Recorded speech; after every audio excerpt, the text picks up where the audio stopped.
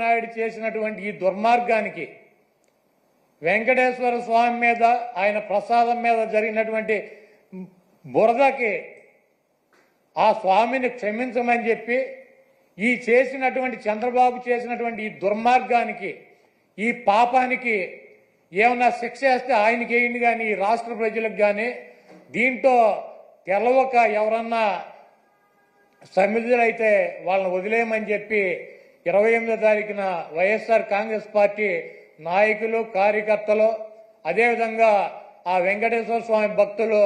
మీకు అందుబాటులో ఉన్నటువంటి దేవాలయాల్లో పూజలు చేసి చంద్రబాబు చేసినటువంటి ఈ పాపాలకి చంద్రబాబు చేసినటువంటి ఈ దుర్మార్గానికి చంద్రబాబు దిగజారిపోయినటువంటి ఈ దిగజారుడుతనానికి ప్రత్యాత్తాపంగా మేమందరం కూడా ఈ రాష్ట్రం సౌభాగ్యంగా ఉండాలని చెప్పి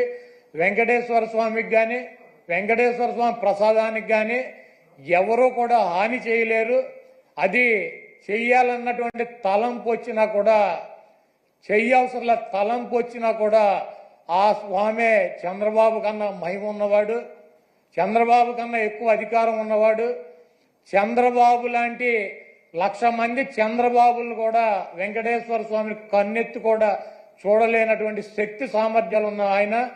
తప్పు ఈ కార్యక్రమంలో ఆయన పేరు అడ్డం పెట్టుకుని ఎవరైతే ఈ దుర్మార్గానికి పాల్పడ్డారో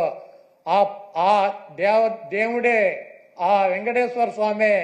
ఆ వ్యక్తి మక్కిలెరకొట్టి ఒక మూల కూర్చోబెట్టే పరిస్థితి త్వరలోనే మనం అందరం చూస్తాం.